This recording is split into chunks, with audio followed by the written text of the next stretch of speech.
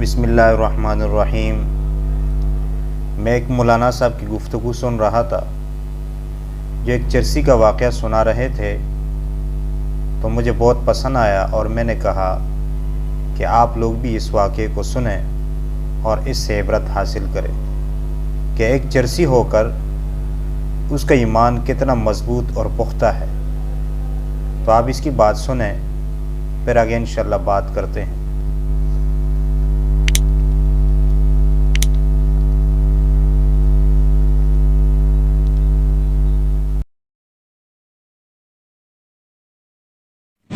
पड़ोसी मुल्क के अंदर एक चरसी था, चर्स पिया करता था, नशे की चीज। एक नौजवान से कहा, भाई चर्स पीने के पैसे दे दो। तो कहा, खाना खिला सकता हूँ, खाना खिला सकता हूँ, चर्स के लिए पैसे नहीं दे सकता। आगे से कहता है, ओ यार चर्स के पैसे दे दे, खिलाने की जिम्मेदारी तो किसी और ने ले रखी। जाहिर है उसने चर्स पिलाने की जिम्मेदारी तो नहीं ली, खिलाने की जिम्मेदारी तो किसी और ने ले रखी है, तू तो चर्च के पैसे दे दे। तो उसने इस अंदाज से कहा कि मैं हक्का बक्का रह गया और देने पे मजबूर हो गया। मैंने कुछ पैसे उसको दे दिए। जब दे दिए तो वो तेज तेज कदमों से चलने लगा। ये भी पीछे पीछे चला कि देखूं ये जाता कहाँ है और करता क्या है।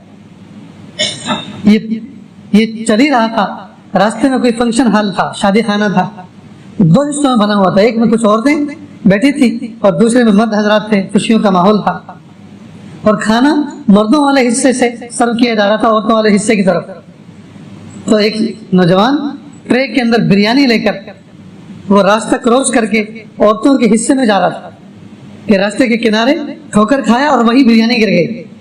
और उसने अपने पाजामा पैंट को झाड़ा, साफ किया और वो ट्रे भी वहीं झाड़ दी और वापस दोबारा लेने के लिए गया।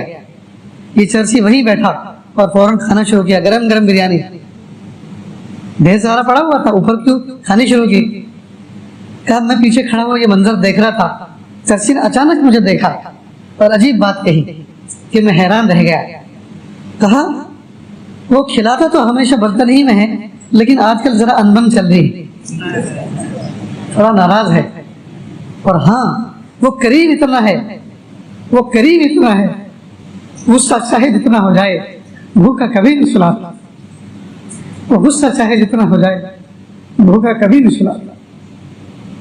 वाकई दोस्तों, हम तहज्जुद के वक्त, फजर के वक्त भूखे उठते तो हैं, भूख लगी हुई होती है, लेकिन भूखा कभी सोते नहीं, हमेशा खा के सोते।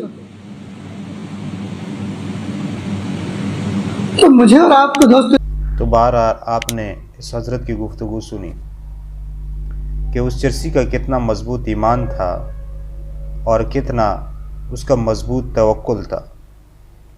वो ये समझ रहा था कि रिज़्क़ जो है वो सिर्फ़ अल्लाह की ज़ात दे सकती है, उसके अलावा कोई और नहीं। और उससे ये बात भी साबित हुई कि गुनाह की आदत जो है जिसको पड़ जाए तो उससे छुटकारा फिर मुश्किल है। उसके लिए भी अल्लाह ताला से दुआ करे कि अल्लाह ताला बुरी आदत से हर मुसलमान को महफूज रखें और अल्लाह ताला हर मुसलमान का जो ईमान है उसकी हिफाजत फरमाए। अल्लाह ताला हम सब को इस फ़ायदे से इबरत हासिल करने की तौफ़ीक़ अता फ़रमाए। वमा अलैना इल्लल बलागुल मुबीन।